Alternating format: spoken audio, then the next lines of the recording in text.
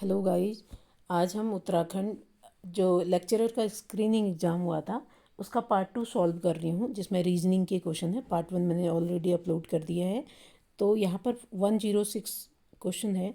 कल्याणी बीना की सास है। सबसे पहले शॉर्ट में लिख लेना, कल्याणी कौन है? बीना की सास है। कल्याणी बीना की सास है।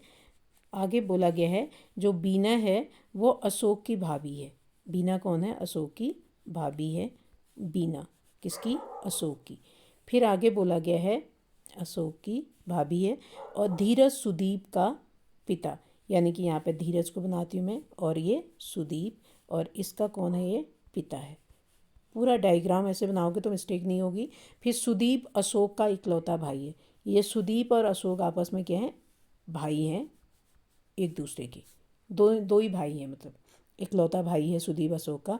तो सुदीप अशोक का इकलौता भाई। कल्याणी किस प्रकार अशोक से संबंधित है? तो कल्याणी का अशोक से संबंध निकालना है। तो यहाँ पर देखिए, अशोक का ये सुदीप भाई है और अशोक की भाभी बीना है। इसका मतलब ये तो दोनों, मतलब दो ही भाई हैं और कोई नहीं है इनका भाई। तो यानी कि सुदीप की ये बीना कौन हो जाएगी? पत्नी। ठीक है। उसके बाद अगर अशोक की भाभी है तो सुदीप की पत्नी हो जाएगी, और बीना की सास है कल्याणी। इसका मतलब अगर बीना की सास है तो अशोक की कौन होगी? ये माता होगी, क्योंकि सुदीप की भी माता होगी ये। तो इसका मतलब कल्याणी और अशोक में क्या रिलेशन हो जाएगा? इसका हो जाएगा माता। नेक्स्ट है क्वेश्चन नंबर 107।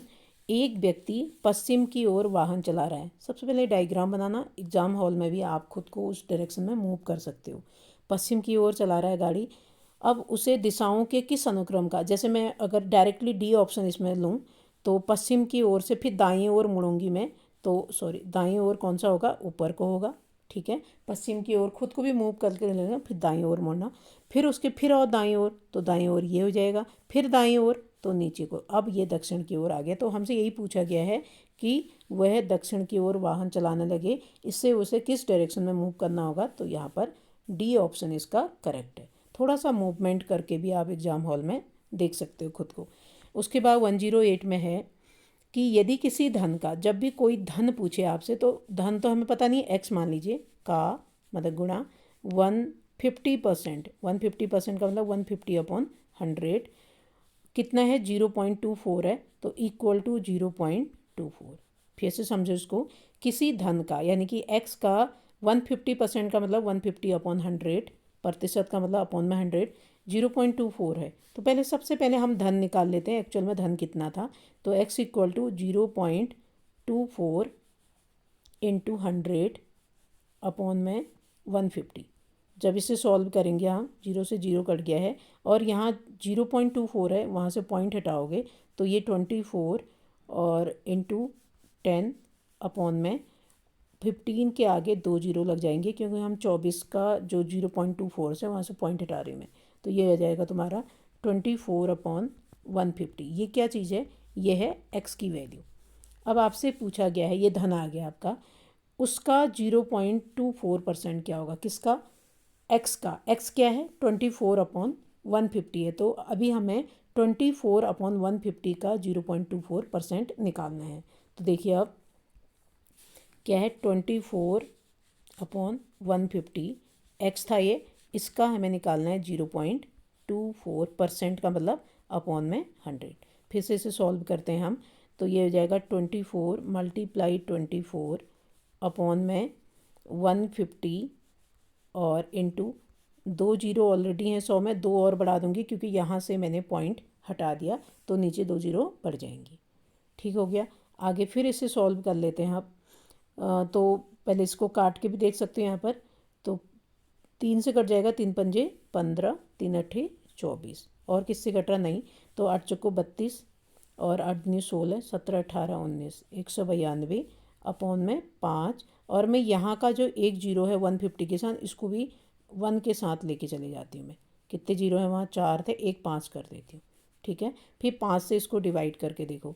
तो 5 से डिवाइड किया 192 को, तो कितना आ रहा है? 5 तियाँ 15, फिर बचेगा कितना? 4, और 42 हो जाएगा, 5 अट्ठे 40, फिर बचा 2, दशमलव लगाओ, जीरो बढ़ाओ, और 5 को 20, यानी कि 38.4, तो ये ऑप्शन आपका कट गया, ये भी आपका कट गया। अब बी और सी में से एक हो सकता है।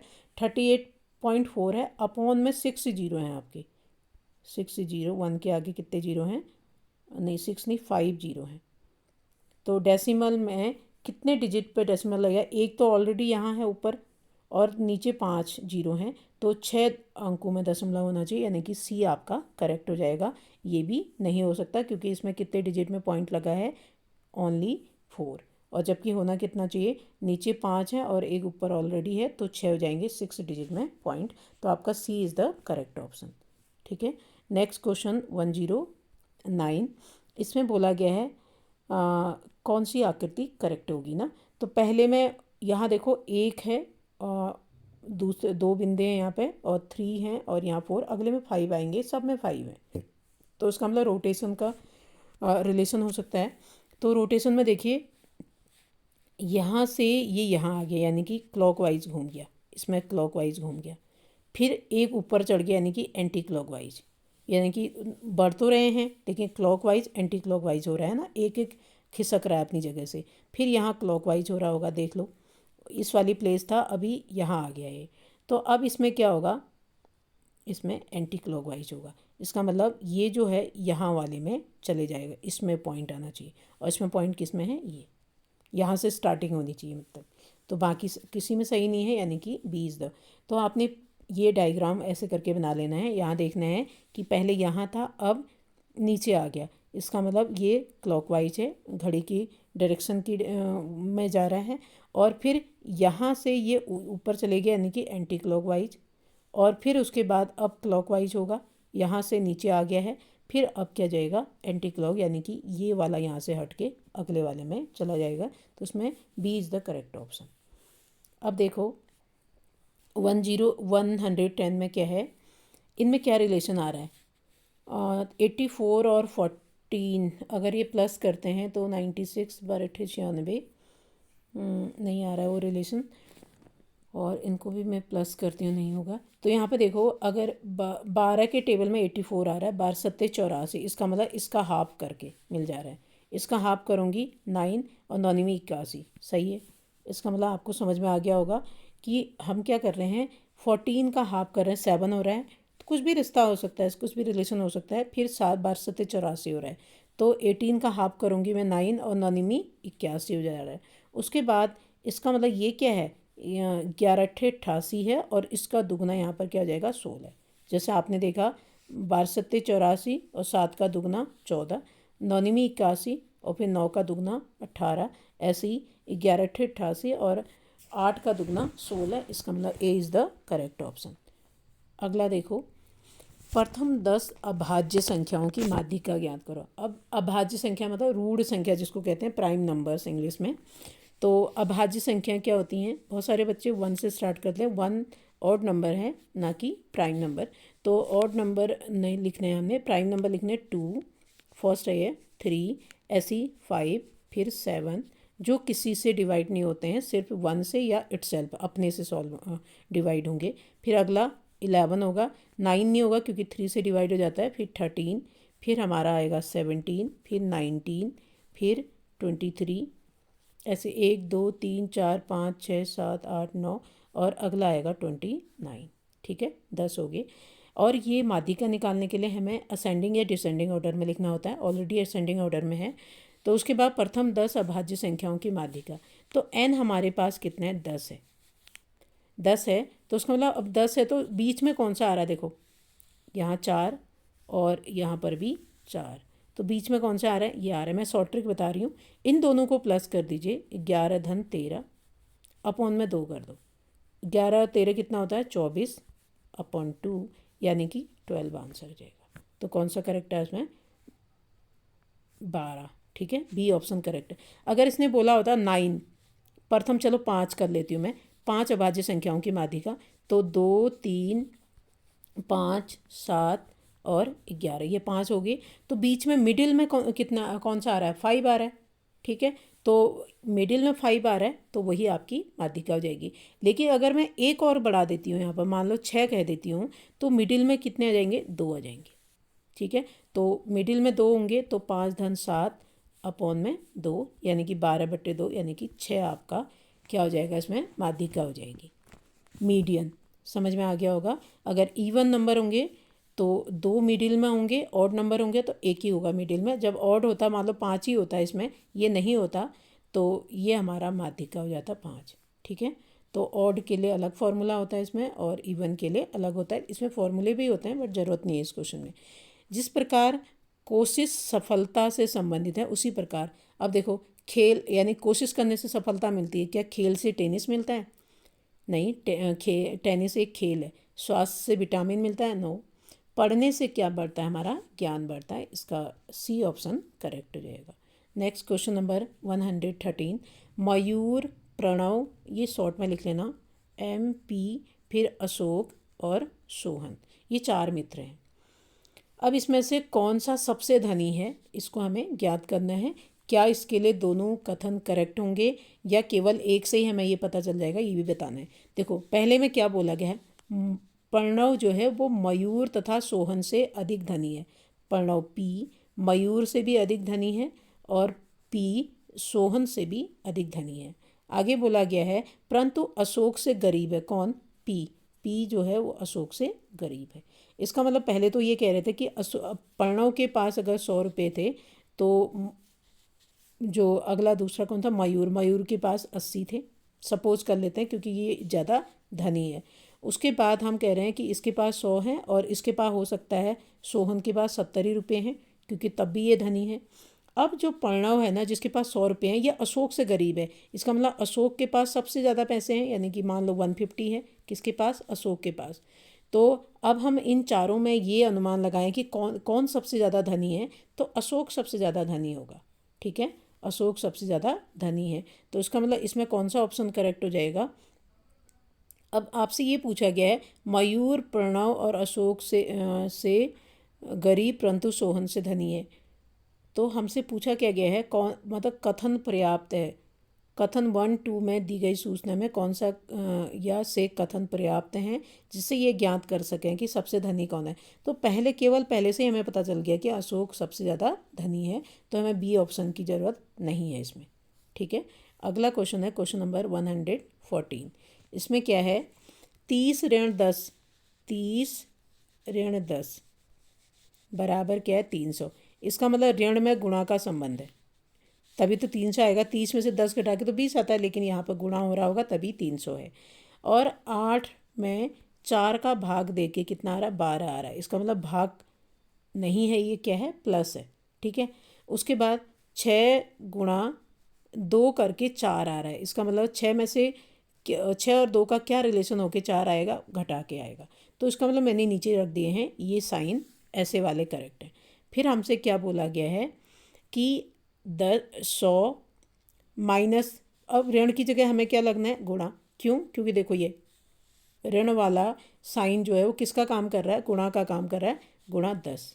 ठीक है, फिर गुणा की जगह क्या करना है, मुझे ऋण करना है। यहाँ देख लो गुणा किसका काम कर रहा है, ऋण का, तो ऋण 1000।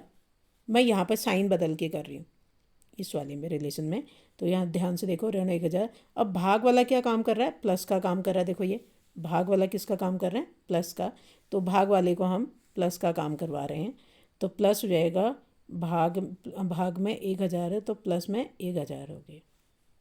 चलो मैं यहाँ लिख देती हूँ, ओके, प्लस 1000।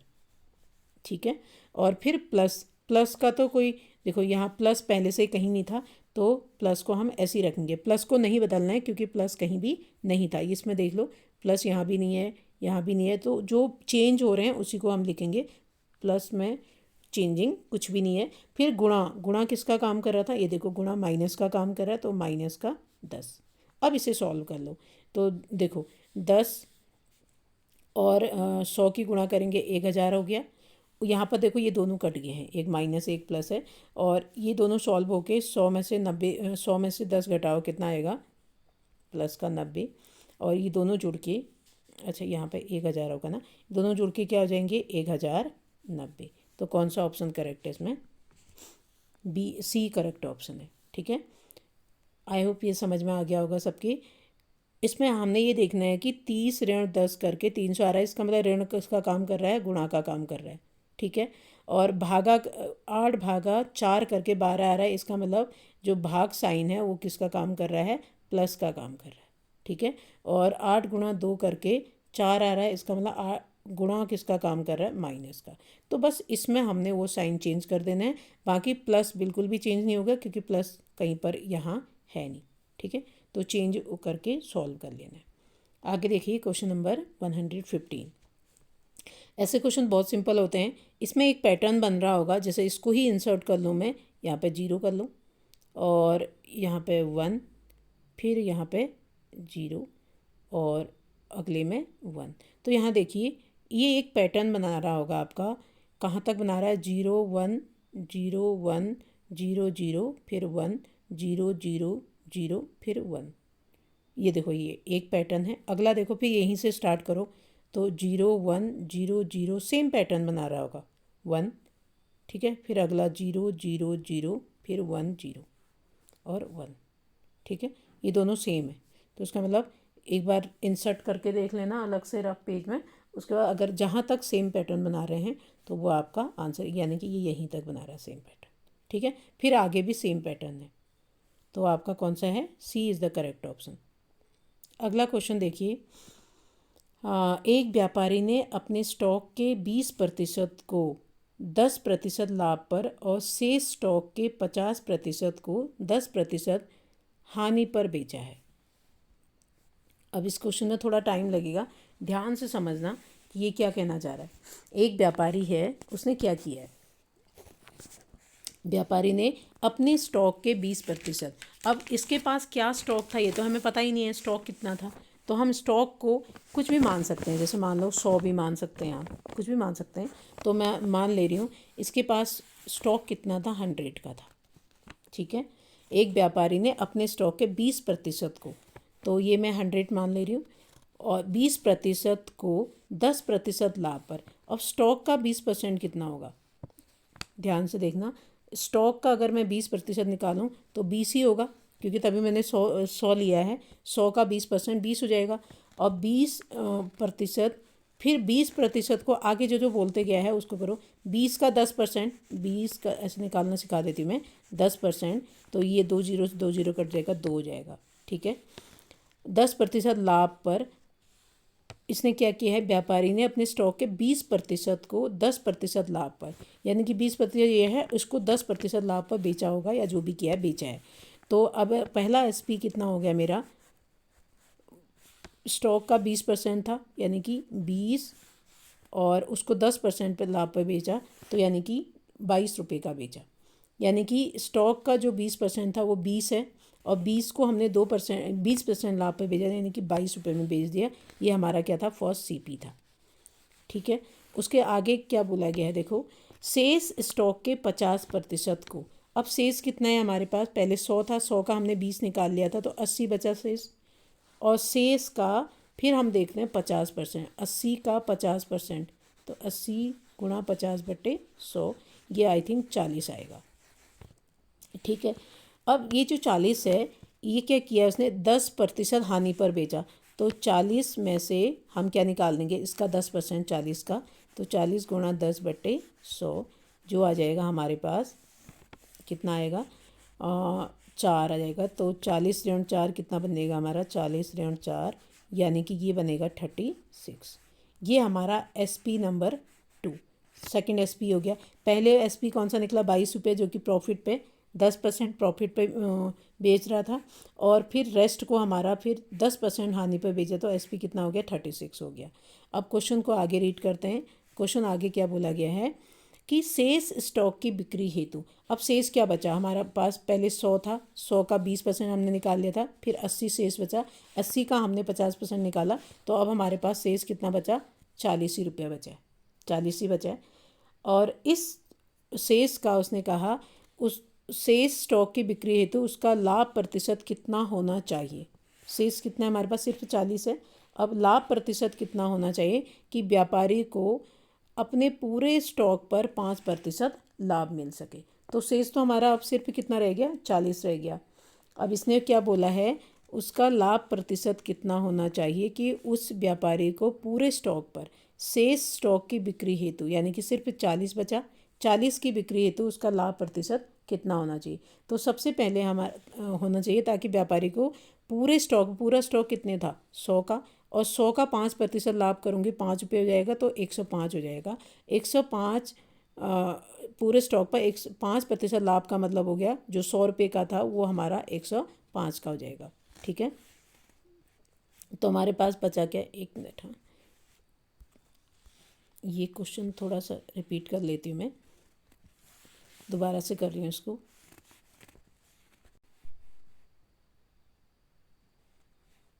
अब हम आगे देखते हैं। ये मैंने लिख दिया है एक सिस्टमेटिक वे में, तो फिर मैं इसे समझा रही हूँ आपको। पहले क्या है, हमने व्यापारी ने अपने स्टॉक के 20% को, स्टॉक हमने मान लिया है 100 रुपया, 100 का स्टॉक है, रुपये में मान लो, कुछ भी मान लो, हमने शॉर्ट में क्वेश्चन को समझना है। 20% को, तो 100 का 20% 20 ही होगा, ये हमने पहली कंडीशन ले ली। फिर उसका 10% निकाला, ये वाली कंडीशन 2 ही रुपया आया। तो अगर कोई चीज़ 20 रुपया CP था उसका कॉस्ट प्राइस, और 2 रुपये लाभ पर बेचते हैं, तो SP कितना हो जाएगा, CP प्लस लाभ हो जाएगा, यानी कि 22 रुपये हो जाएगा। यानी कि उसका CP कितना है, 20 रुपये, 2 रुपये लाभ है, तो 22 रुपये हो जाएगा।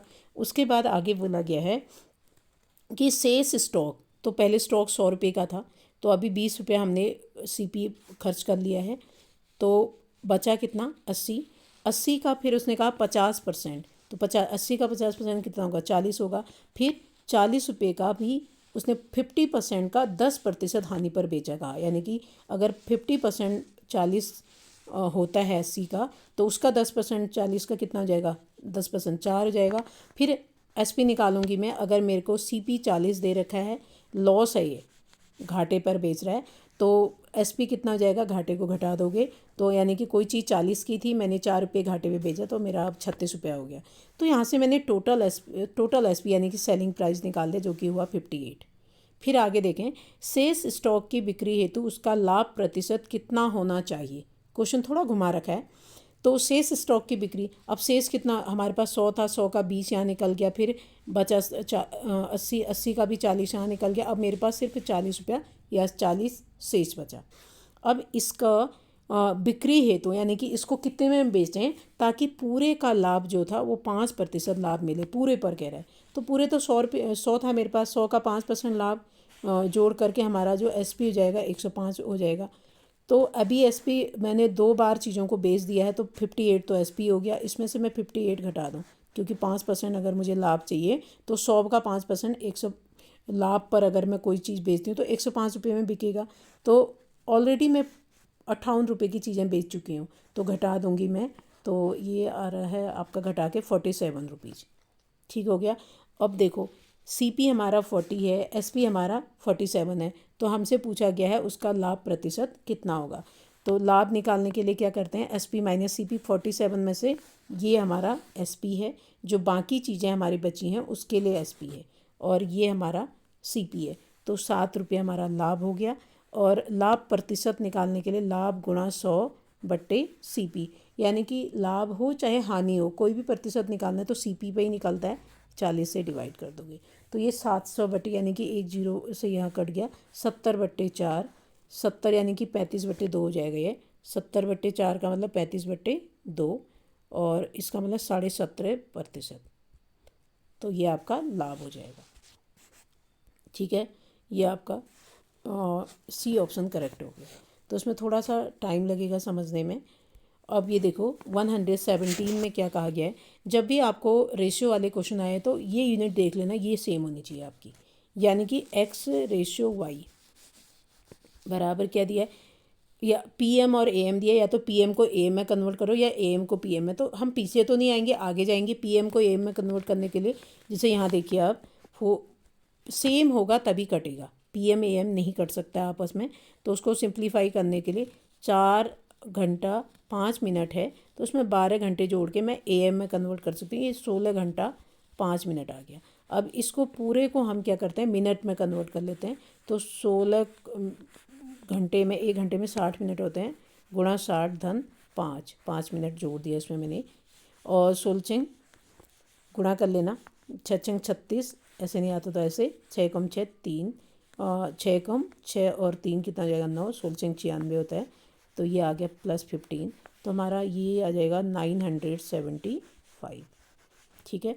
अब ऑलरेडी 6 घंटा 10 मिनट है, तो 6 घंटे 10 मिनट को भी मिनट में कन्वर्ट करो। 6 × 60 = 10, तो ये आ जाएगा 6×6 = 36, 360 × 10 यानी कि 370। अब हमारे पास ये दोनों मिनट में आ गए हैं। अब इनको क्या करना है, रेशियो में कन्वर्ट करना है। तो 975 और 370, तो उसको सॉल्व करेंगे हम। 975 / 370, 5 से कट रहा है ये, 5 एकम 5, बचा कितना 4 और 47 हो गया। पनम 45, बचा कितना 2, 5 बचा 25, पनम 45, 46, 47 ना, यानी कि 975 ही था। एक बार इसको दोबारा काटे, 5 एकम 5 हो गया, बचा 4, तो पनम 45, 46, 47, 5 बचा 25, और ये नीचे वाला कितने बार कट रहा है, 5 6 3 5 7 35, और फिर बचा 2 और 5 को 20, तो ये आ गया तुम्हारा 965 बार था। ये जोड़ के ये गलत हो रखा है, 65 बार था, तो हमारा क्या हो गया है, यानी कि 965 बार था। अपॉन में मैंने तुम्हें समझा दिया कैसे आएगा करके, अपॉन में 370, तो ये फिर 5 से काट लेना और आपका आएगा 193/74। तो इसमें B is the correct option. बस कुछ नहीं करना होता है, सिंपल आपने पीएम को एएम में कन्वर्ट कर लो, फिर दोनों टाइम को मिनट में कन्वर्ट करके काट लीजिए, आंसर आ जाएगा। अगला 118 में देखो, 7 raised to power this और 3 raised to power this के विस्तार में अंतिम अंक का मतलब इकाई का अंक क्या होगा। तो जब भी इकाई का अंक निकालना है तो सबसे पहले 1, ये क्या है, 1403 को 4 से डिवाइड कर लो सबसे पहले, क्योंकि इकाई का अंक रिपीट हो जाता है 4 4 के बाद। आप खुद भी करके देख लेना। तो 4 से जब भी इकाई का अंक पूछता है तो पावर को 4 से डिवाइड कर लो, ये ट्रिक है इसकी। तो 4 × 3 = 12, 13 14 2 बचा, 4 5 20, फिर से 3 में डिवाइड नहीं होगा, तो ये आ गया। और 3 रिमाइंडर यानी कि 7 की पावर 3 हो गई है। सॉल्व कर ले रहे हैं हम, इसको शॉर्ट कर रहे हैं। और 3 पावर 943 है, इसको भी अगर मैं 4 से डिवाइड करूं तो 4 दूनी 8, बचा कितना 1, 14 हो गया, 4 × 3 = 12, बचा कितना 13 14 2 बचा, 23 हो गया, 4 5 20, फिर से 3 बचा, यानी कि 3 की पावर 3, 7 की भी पावर 3 है और 3।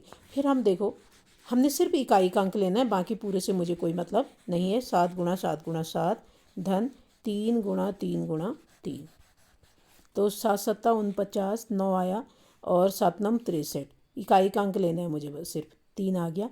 3 3 9 3 27, इकाई का अंक क्या आ गया 7, इन दोनों को जोड़ोगे 10, तो इकाई का अंक क्या आ रहा है 0। इसने ये भी पूछा है विस्तार में अंतिम अंक, अंतिम अंक का मतलब इकाई का अंक है 0। तो जब भी इकाई का अंक निकालना होता है हम किससे करेंगे, 4 से डिवाइड कर लेंगे, हमें समझ में आ जाएगा। नेक्स्ट क्वेश्चन देखिए 119, 2 रेलगाड़ी क्रमशः इतने इतने की गति से एक ही दिशा, जब भी रेलगाड़ियाँ एक ही दिशा में जाती हैं तो उनकी चाल को घटा लेते हैं, सापेक्षिक चाल। तो चाल जो हमारी हो जाएगी वो क्या हो जाएगा, 40 में से 20 घटा दो, 20 हो जाएगा। जब एक ही डायरेक्शन में जाएंगे तो घट जाएगा km/h, और जब विपरीत डायरेक्शन में जाएंगे तो जुड़ हो जाएगा, और कुछ नहीं है इसमें। रेलगाड़ी धीमी गति से गति की रेलगाड़ी में बैठे एक व्यक्ति को 9 सेकंड टाइम दे रखा है आपको, टाइम कितना 9 सेकंड।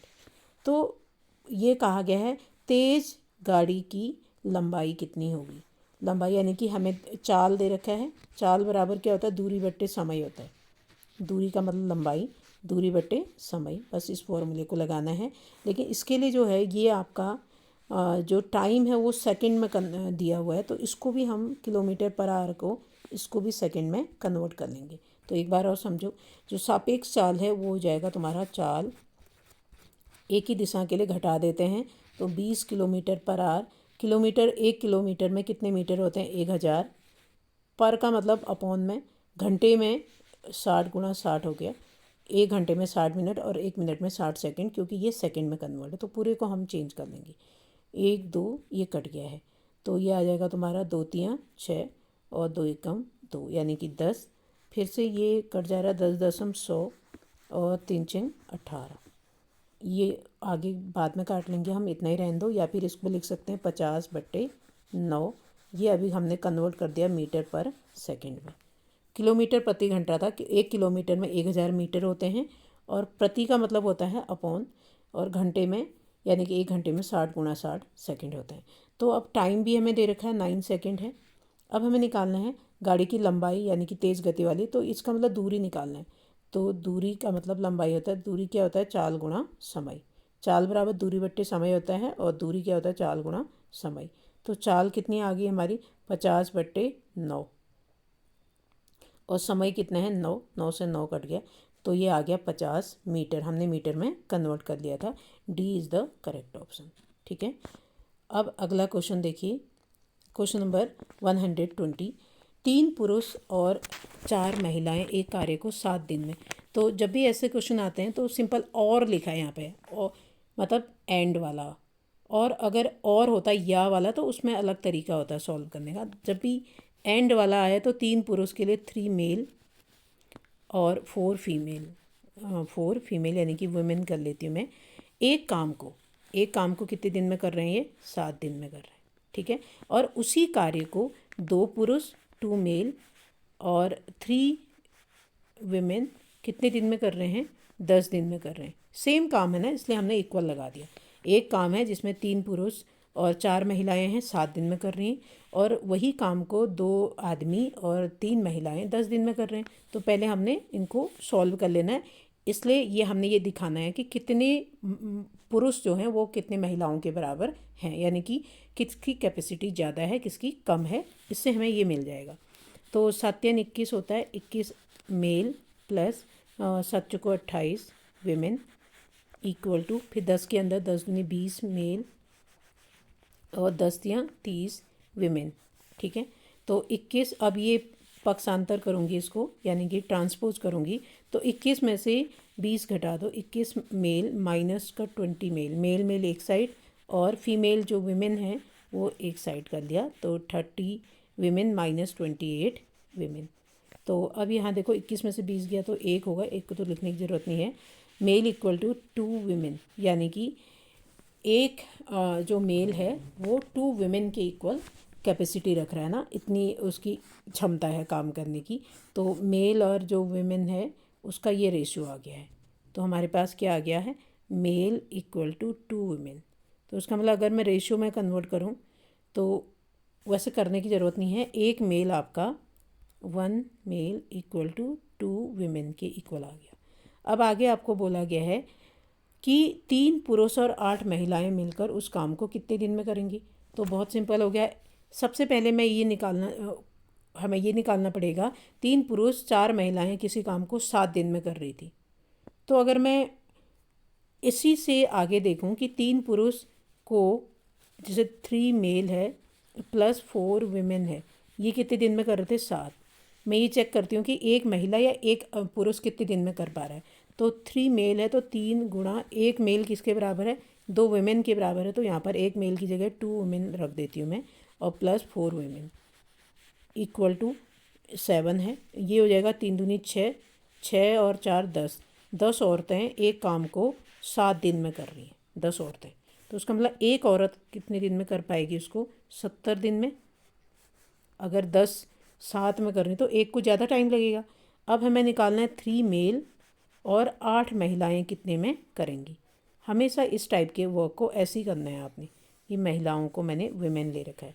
तो 3, एक मेल किसके बराबर है, 2 वुमेन के बराबर है, और प्लस 8 हो जाएगा वुमेन। 8 3 दूनी 6 और 8 कितना हो गया, 14 वुमेन। इसका मतलब मैंने 3 पुरुष और 8 महिलाओं की जो कैपेसिटी है वो महिलाओं में कन्वर्ट कर दी है, 14 औरतों के बराबर है। तो ये यहाँ देखिए, अब एक औरत 70 दिन किसी काम को करने में 70 दिन लगाते तो 14 महिलाएं कम दिन में कर लेंगी। तो कितने कम दिन में करेंगी, 70/14। कम के लिए क्या करते हैं, डिवाइड। तो 14 से इसको डिवाइड कर लो, कितना आ जाएगा, 14 पंजे 70, तो 5 दिन में कर लेंगी। तो इसको एक बार और देख लेना, और बहुत इंपॉर्टेंट क्वेश्चन है, इसको हर बार इस तरीके के एग्जामों में पूछे जाते हैं इस टाइप के क्वेश्चन। अगला देखो, 5 घंटे एक साथ बजना शुरू करते हैं। और इतने सेकंड के अंतराल पर बसते हैं। तो कितने सेकंड के बाद फिर से जब भी ऐसा क्वेश्चन आया आप एलसीएम निकाल लेना। और एलसीएम निकालने का तरीका 6, 7, 8, 9 और 12। जब भी घंटी, बेल इस टाइप के क्वेश्चन आए तो आप क्या निकालोगे, एलसीएम। 2 से काटो, 2 3 6, 7 तो कटेगा नहीं, एज इट इज़ रख दोगे। 2 चौको 8, 9 भी नहीं कटेगा, ऐसे ही रख दो। 2 6 12। फिर 2 से कट रहा है और 3 से काट लो, 3 एकम 3, 7 जो नहीं कट रहा है उसको ऐसे ही रख दोगे। 4 भी नहीं कट रहा है, 3 3 9, 3 दूनी 6। उसके बाद देखिए अगला, फिर से ये हम 2 से काट सकते हैं, 1 ऐसे ही रख दो, 7 भी ऐसे ही रख दो, 2 दूनी 4 और 3 ऐसे रख दो, 2 एकम 2। अब इनकी मल्टीप्लाई कर दो क्योंकि ये प्राइम नंबर आ गए हैं अब सभी। तो 7 दूनी 14 और 4 42, 3 दूनी 6, 6 दूनी 12। तो 42 और 12 की गुणा कर दो, 2 दूनी 4, लास्ट में 4 आ रहा है। तो 4 किस में है, लास्ट में ये आ रहा है, ठीक है। उसके बाद देखिए अब 100 कितना है, 22 वाला क्वेश्चन। 122 में क्या है, मेरी घड़ी मंगलवार दोपहर 1 बजे 1 मिनट धीमी होती है और बृहस्पतिवार दोपहर 1 बजे 2 मिनट तेज हो जाती है। यानी कि कुल 3 मिनट का डिफरेंस आ रहा है। कब से कब तक, मंगल से लेके बृहस्पति तक। तो मंगलवार को 1 बजे से बुध को 1 बजे तक 24 घंटा हुआ। फिर 24 यानी कि बुध 1 बजे से बृहस्पति 1 बजे तक 24 दूना 48, टोटल कितना टाइम हो रहा है, 48 घंटे। 48 घंटे में आपने देखा कितना समय बढ़ जा रहा है। तो 1 घंटा धीमा, 1 मिनट धीमा हो रहा है और यहाँ 2 मिनट तेज़ हो रहा है। इसका मतलब 3 मिनट तेज़ हो जा रहा है, 3 मिनट का अंतर आ गया। पहले 1 मिनट धीमा था, अभी 2 मिनट तेज़ हो गया। इसका मतलब 3 मिनट का अंतर आ गया, 3 मिनट बढ़ जाता है कितने घंटे में, 48 घंटे में। तो इसका मतलब हो गया कि अगर मैं 48 को 3 भागों में बांट दूँ तो ये 16 हो जाएगा। और 16 घंटों में 1 मिनट टाइम बढ़ रहा है, ठीक है। बहुत सिंपल तरीके से सोचना। मतलब पूरा 48 घंटा हो रहा है कि मंगलवार 1 बजे से बृहस्पतिवार 1 बजे तक, और 1 मिनट पहले धीमे था, अब 2 मिनट तेज़ हो गया। इसका मतलब 3 मिनट का टाइम बढ़ गया है। और 3 मिनट को अगर मैं 48 में बांटती हूँ तो एक, यानी कि 16 घंटे में 1 मिनट का अंतर आ रहा है, ठीक है। अब आपको पूछा गया है कि सही समय दिखाया होगा। कब इसने सही समय, यानी कि पहले धीमी थी घड़ी, तो कभी तो ऐसा हुआ होगा ना जब घड़ी सही समय दिखा रही होगी फिर आगे तेज़ बढ़ गई होगी। यानी कि कभी तो दोनों सेम टाइम पे आया होगा। तो सही समय कब दिखाया होगा वही हमें निकालना है। तो 16 घंटे में 1 मिनट बढ़ रहा है। तो इसका मतलब अगर मैं मंगलवार से आगे काउंट करती हूँ तो मंगलवार यानी कि 1 बजे से 16 घंटे प्लस कर दो। 1 बजे से 16, 1 से लेके रात के 12 बजे तक टोटल कितने घंटे हो रहे हैं, 11 घंटे हो रहे हैं। और हमारे पास 16 घंटे हैं। तो इसका मतलब अब कितने घंटे बचे, 5 घंटे। तो अगर मैं मंगलवार दिन के 1 बजे से रात के 12 बजे तक का टाइम लूँ तो ये 11 घंटे हो गए। मेरे को 16 घंटे को यहाँ पर एडजस्ट करना है। तो 11, इसका मतलब 5 घंटे बचे। तो अब बुधवार को 5 घंटे काउंट करेंगे, यानी कि सुबह के कितने बजे होंगे, 5 बजे।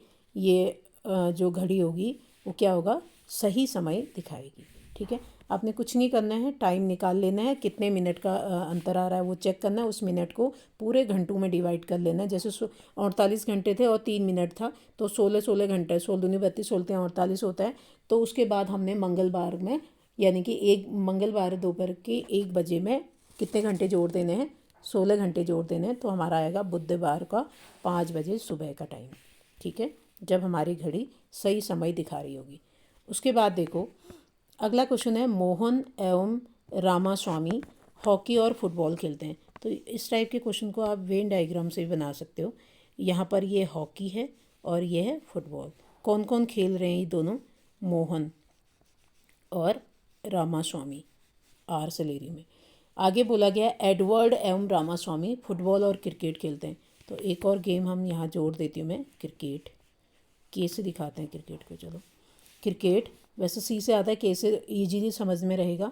तो एडवर्ड एवं रामास्वामी तो यहाँ आ गया। इसमें एडवर्ड रामास्वामी भी है और एडवर्ड भी है। ये दोनों क्या खेलते हैं, आपके फुटबॉल और क्रिकेट खेलते हैं। फिर उसके बाद रफ़ीक और एडवर्ड क्या खेलते हैं, क्रिकेट और टेनिस। तो उसका मतलब एक यहाँ और जोड़ देती हूँ मैं, ये टेनिस है और ये क्या खेलते हैं, रफ़ीक और एडवर्ड खेलते हैं। आर से 2 आ रहा है, ये रामास्वामी है, ये वाला रामास्वामी है, ये रफ़ीक है और एडवर्ड है। मोहन और रफ़ीक टेनिस और हॉकी खेलते हैं। ये टेनिस और हॉकी में कौन है, मोहन है और रफ़ीक है, मोहन और रफ़ीक। ठीक हो गया। अब उसमें आपको ध्यान से पूर्वक पढ़िए कि उस लड़के का नाम जो हॉकी फुटबॉल टेनिस तीनों खेलते हैं। हॉकी फुटबॉल, ये हॉकी फुटबॉल और टेनिस, तो ऐसा कौन आ रहा है इसमें, हॉकी फुटबॉल और टेनिस तीनों गेमों में। तो देखो मोहन को देखिए आप, ये हॉकी भी खेल रहा है, फुटबॉल भी खेल रहा है और यहाँ टेनिस भी। तो उसका सही आंसर क्या हो जाएगा, मोहन। Mohan correct option. एक बार और देखो इसको, मोहन रामास्वामी, ये आपका हॉकी और ये फुटबॉल। ठीक है, ये हॉकी है और ये फुटबॉल है। कौन कौन खेल रहा है इसको, मोहन खेल रहा है और रामास्वामी के लिए मैं RA कर रही हूँ क्योंकि रफ़ीक भी है। उसके बाद एडवर्ड और रामास्वामी फुटबॉल और क्रिकेट। तो फुटबॉल और क्रिकेट यहाँ ये C कर देती हूँ। ये फुटबॉल और क्रिकेट का ये कॉमन पार्ट है, इसमें कौन है, एडवर्ड है और रामास्वामी है, RA। ठीक है। उसके बाद रफ़ीक और एडवर्ड क्या क्या खेलते हैं, क्रिकेट और टेनिस खेलते हैं। तो क्रिकेट तो ये है ही, और टेनिस कर लेती हूँ मैं यहाँ पर। कौन खेल रहा है, क्रिकेट और इसका ये है कॉमन पार्ट, तो ये खेल रहे हैं हमारे रफ़ीक और एडवर्ड। फिर मोहन और रफ़ीक, मोहन और रफ़ीक टेनिस और हॉकी, ये वाला इसका कॉमन पार्ट है, टेनिस और हॉकी का। तो ये कौन कौन खेल रहा है, मोहन और रफ़ीक खेल रहा है। ठीक है। तो अभी ऐसा कौन सा गेम है जो, मतलब ऐसा कौन वो है, प्लेयर है जो क्या करता है, हॉकी फुटबॉल और टेनिस तीनों खेलता है। हॉकी फुटबॉल और टेनिस। अब इन सब में कॉमन कौन सा है, देखो यहाँ मोहन रफ़ीक, मोहन और दूसरा ये कौन था, यहाँ रामास्वामी है और रफ़ीक है, मोहन दोनों में कॉमन आ गया। फिर अगले वाले में क्या है, टेनिस। टेनिस वाले में भी टेनिस वाले में भी मोहन, देखो ये मोहन टेनिस भी खेल रहा है, हॉकी भी खेल रहा है और फुटबॉल भी खेल रहा है। तो मोहन इसका करेक्ट ऑप्शन है। Next question number 124। अब इसको मैं ट्रिक से बताऊंगी। एक नाव पानी के बहाव के विपरीत दिशा में एक दूरी 8 घंटे 48 मिनट, 8 घंटा 48 मिनट और वही दूरी पानी की बहाव की दिशा में 4 घंटे में तय करता है। तो सबसे अच्छा तरीका क्या है, नाव की चाल दोनों को जोड़ करके, यानी कि विपरीत दिशा में और पानी की बहाव की दिशा में, दोनों को जोड़ के डिवाइड कर दो 2 से। तो ये आ जाएगा तुम्हारा 4 और 8, ये मिनट का है 48, 4 और 8 घंटे 12 घंटे 48 मिनट डिवाइडेड बाई 2, तो ये आ जाएगा 6 घंटा 24 मिनट। ठीक है। उसके बाद फिर दोनों को घटा दो, और तो हमें क्या मिल जाएगा, पानी की बहाव की गति, पानी यानी कि नाव के लिए प्लस कर देना, पानी के लिए माइनस। तो 8 घंटे 48 मिनट में 4 घंटे घटाओगे तो क्या आ जाएगा, ये 4 घंटे 48 मिनट आ जाएगा घटा के। अपॉन में 2 करोगे तो ये 2 घंटे 24 मिनट, 2 घंटा 24 मिनट। डिवाइड करना आता है 2, और इसको अलग से डिवाइड करोगे 24। तो अब हमें क्या करना है, इन दोनों का अनुपात निकालना है, 6 घंटा 24 मिनट और 2 घंटा 24 मिनट का अनुपात। 6 24 2 24 का, हाँ ध्यान देना, 6 24 और 2 24, 2 24। अब ऐसे तो अनुपात निकलता नहीं है, ये तो घंटा, ये घंटे में है और ये मिनट में। पहले इनको भी मिनट में कन्वर्ट कर लेंगे। 6 घंटे को मिनट में कन्वर्ट करो, 6 गुणा 60 धन 24, अपॉन में भी 2 घंटा है, 2 गुणा 60 धन 24। तो ये हो जाएगा 6 36, यानी कि 360। 360 और 24 को जोड़ दो आप, 360 धन 24, और अपॉन में क्या हो जाएगा, 2 6 12, 120 धन 24। तो आपके पास क्या आ गया, ये 384 और 148, 144। ठीक है, 384 आ रहा है और 144। अब इसे काट दीजिए आप, इसे काटोगे, मान लो 2 किससे काटें, 4 से काट लो। तो ऊपर वाला तो 4 से कि 4 9 36, 4 9 36, बचा कितना 2, 4 6 24 और 4 3 12 13 14, 2 4 6 24। तो फिर से ये किससे कटेगा, 4 से काट दो, 4 दूनी 8, 4 चौको 16 और 4 9 36, फिर से 3 से 3 8 24, 3 3 9 8 अनुपात 3। ये इसका करेक्ट ऑप्शन। बस ध्यान देना, जब भी बहाव वाला और बहाव की दिशा वाला है तो आपने नाव की निकालनी है और पानी की निकालनी है। तो नाव के लिए प्लस करके हाफ कर दोगे और पानी के लिए माइनस करके हाफ, फिर उनका अनुपात निकालना है, बस हो गया। उसके बाद देखिए अगला क्वेश्चन है क्वेश्चन नंबर 125। 125 देखो कैसे सॉल्व करेंगे। काफ़ी टाइम लग रहा है इन क्वेश्चन को सॉल्व करने में। क्वेश्चन नंबर 125, यदि मैं प्रतिदिन 9 घंटे विश्राम करता हूँ तो एक निश्चित दूरी तय करने में मुझे 50 दिन लगते हैं। यानी कि एक दिन में 24 घंटे होते हैं। 24 में से अगर वो 9 घंटे विश्राम कर लेगा तो बचेंगे कितने, 24 माइनस 9 15 घंटे काम के बचेंगे उसके पास। फिर वो कहता है कि निश्चित दूरी तय करने में मुझे 50 दिन लगते हैं। यानी कि एक दिन में वो 15 घंटे काम करता है और दिन कितने लग रहे हैं उसे, 50 दिन लग रहे हैं। तो 50 दिन में कितने घंटे काम करने पड़ेंगे उसे, 50 गुणा 15, यानी कि 15 पचे 75, 750 घंटे काम करने पड़ेंगे। क्योंकि 9 घंटे तो वो पर डे विश्राम कर रहा है ना, घंटे दिन जो काम करने के हैं वो सिर्फ 15 घंटे हैं। तो उसके बाद 50 दिन उसे किसी काम को करने में या किसी दूरी को तय करने में लग रहे हैं। तो एक दिन में वो 15 घंटे काम कर रहा है, तो 50 दिन में वो 15 गुणा 50 यानी कि 750 घंटे होगी। अब आपको क्या बोला, यदि मैं पहले से दुगनी गति से चलता हूँ, यानी कि पहले उसकी गति कितनी थी, पहले 9 घंटे विश्राम कर रहा था 24 घंटे में से, लेकिन अब सब कुछ दुगना कर रहा है। दुगनी गति से चलता हूँ, प्रतिदिन पहले से दुगना विश्राम करता हूँ, यानी कि पहले 9 घंटे विश्राम कर रहा था, अब 18 घंटे विश्राम कर रहा है 24 में से। तो 24 माइनस 18 करेंगे तो कितना आता है, 24 में से 18 कर दो आप, 6 12 36 18 को 24 ना, 6 घंटे वो सिर्फ काम करता है, 18 घंटे विश्राम करता है। ओके, फिर उसने कहा कि दुगना विश्राम करता हूँ और पहले से दुगनी दूरी तय करना। पहले दूरी कितनी तय की थी, 750, अब इसका दुगना दूरी तय करना है उसने। 750 गुणा 2 यानी कि 1500 इसने दूरी तय करनी है। और उसके बाद अब क्या कहा है उसने कि दुगनी गति से चलता है, यानी कि 6 घंटा काम करता है लेकिन इसका दुगनी रफ्तार से चलता है, यानी कि ये जो 6 घंटे का दुगना कितना है, 12 घंटे। फिर आपसे पूछा गया है पहले से दुगनी तय करने में कितना समय लगेगा। अब देखो, अब इसमें ध्यान देना है कि पहले वो 750 घंटा ही काम कर रहा था, अभी कितना है ये 1500 घंटा। दुगने, हर चीज़ दुगना कर देना है। तो इसका मतलब उसने 18 घंटे रेस्ट करने के बाद, 9 का दुगना 18 घंटे रेस्ट करने के बाद जो 6 घंटा काम होता था उसको दुगनी रफ्तार से कर रहा है। तो कितने दिन लगेंगे उसको, तो टोटल कितने दिन काम करना है उसने, 1500, और किसकी रफ्तार से, दुगनी रफ्तार से, यानी कि 12 घंटे, एक दिन में 12 घंटे करके इस रफ्तार से काम करना है। तो कितने दिन लगेंगे उसको, 12 से इसको डिवाइड कर लेना। तो आई थिंक 12 कम 12, बचा कितना, 15 में से 12 गया 3, 30 हो गया, 12 दूनी 24, बचा कितना 6, 12 पंजे 60, 150 दिन। थोड़ा सा ट्रिकी है, ऐसे ही सॉल्व करना है आपने। तो 125, और पूरा तरीके से सॉल्व करोगे 2 पेज भर जाएंगे इसमें। तो हमने ऐसा नहीं करना है, एग्जाम में ट्रिक लगानी है समझते हुए। अगला 126 में किसी कूट भाषा में 526 आसमान नीला है, क्या लिखा है इसमें, आसमान नीला है, ठीक है। 24 का मतलब है नीला रंग, नीला रंग।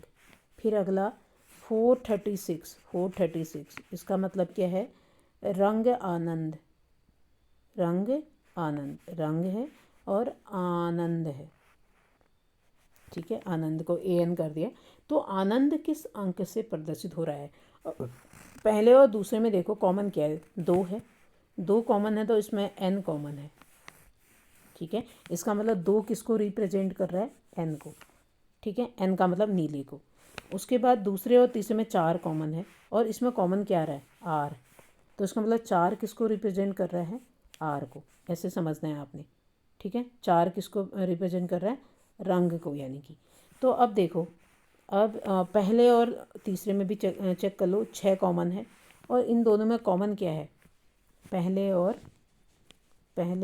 तीसरे में कॉमन क्या आ रहा है, यानी कि कॉमन है आपका, कुछ भी कॉमन नहीं है इसमें तो, यानी कि क्या है, रंग आनंद, अच्छा है ना, इसमें है भी था, ठीक है। तो एच कॉमन आ रहा है, तो पहले और तीसरे में 6 है आपका है, ठीक हो गया।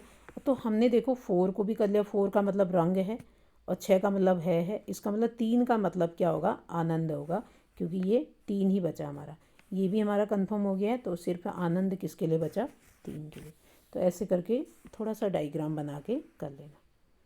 उसके बाद देखो 127, ये भी काफ़ी लंबा क्वेश्चन है। हमने सिर्फ क्या करना है, A equal to P 1+R/100 की पावर टाइम, यानी कि T, इसको लगाना है हर बार। और जो P है प्रिंसिपल हमारे पास वो कितना है, 4000 है।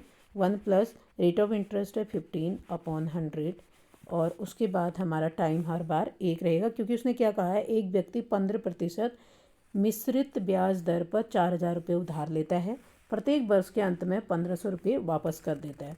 तीसरे वर्ष के अंत में उसे कितनी रकम देनी पड़ेगी ताकि उसका उधार मिश्रित ब्याज सहित पूरा भुगतान हो जाए, जबकि 3 वर्ष तक उसे 1500 रुपये प्रति वर्ष वापस करना है। तो इस फॉर्मूले में जब आप लगाओगे तो एक वर्ष में कितना रुपया एक्चुअल में देना था वो निकल के आ जाएगा। जैसे इसको सॉल्व करेंगे, तो ये मैंने ऑलरेडी सॉल्व करके रखा है, नहीं तो काफ़ी टाइम ले लेगा। तो जैसे इसको सॉल्व करेंगे तो पहले वर्ष में जो ब्याज सहित टोटल अमाउंट है, वैसे पहले वर्ष में चक्रवृद्धि ब्याज साधारण ब्याज दोनों इक्वल आते हैं, तो ब्याज सहित अमाउंट हमारा 4600 रुपये आ रहा है इसको सॉल्व करके। फिर हर वर्ष हमने 1500 रुपये वापस करना है, तो 1500 रुपये मैंने माइनस कर दूँ तो अब मेरे पास ये जो अमाउंट रह जाएगा वो रह जाएगा 3100 रुपये।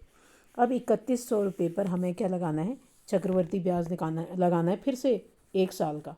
तो A इक्वल टू क्या होता है, फिर दूसरे साल का निकालेंगे हम, P अब प्रिंसिपल मूल्य ये हो जाएगा 1+15/100, फिर टाइम के लिए, क्योंकि एक ही साल का निकालना है, टाइम 1 रहेगा। तो फिर इसको भी सॉल्व करके हमारा 3565 रुपीज़, फिर इसमें से 1500 हर साल देना पड़ रहा है हमें, जिससे कर्जा लिया है उसको, तो ये घट के आएगा 2065।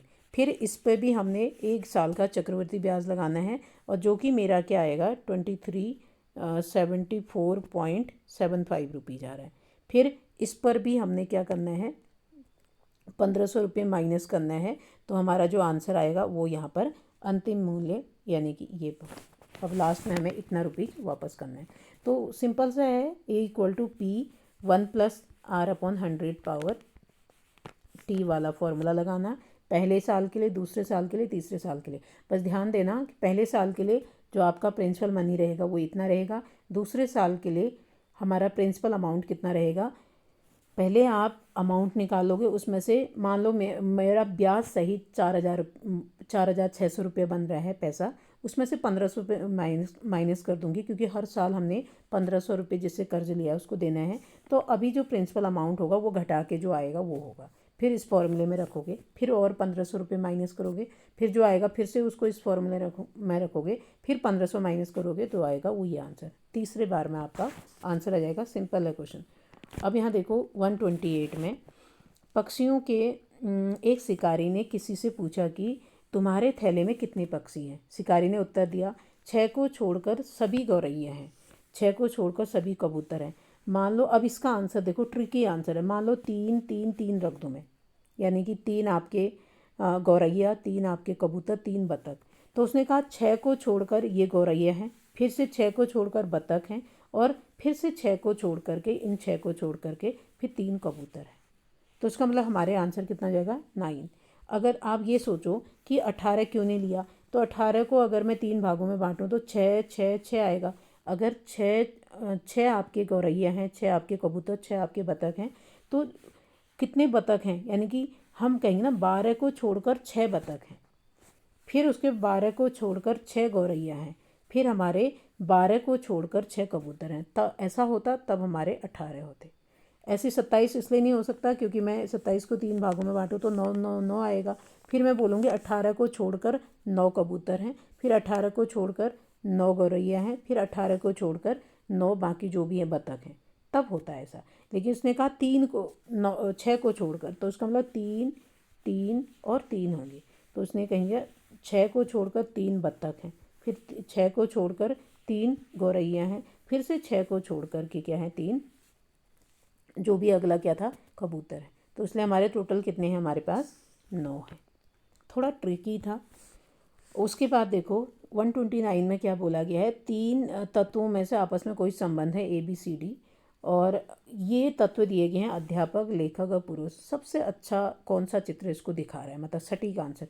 तो देखो अध्यापक, पुरुष और क्या है लेखक है।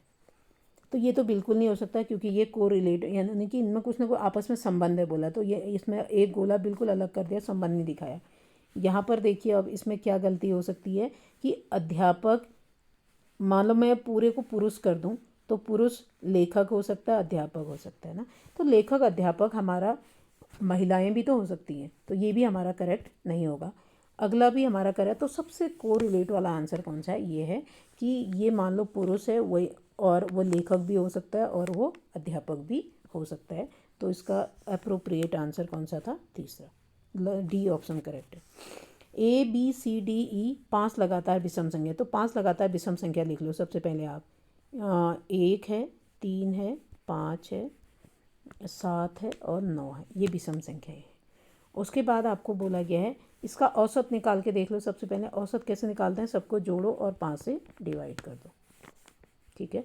तो मैं अगर जोड़ दूँ तो 1 और 3 4, 4 और 5 9, 9 दूनी 18, 18 और 7, 18 और 7 जोड़ लीजिए आप, कितना हो रहा है 18 19 20 हो जाएगा। 20 और फिर 25, 25/5, तो 25/5 यानी कि 5 आ रहा है औसत।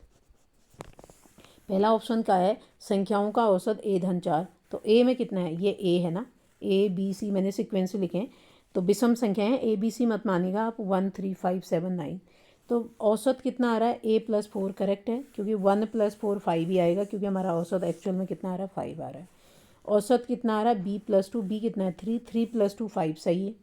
और औसत E-4, E कितना है ABCDE, ये आपका 9 है, 9 - 4 कितना होता है 5 होता है। इसका मतलब ये सभी करेक्ट है। तो ये हमारे 130 तक के जो रीजनिंग के क्वेश्चन थे वो सॉल्व हो गए। तो काफ़ी टाइम लग गया है। Thank you.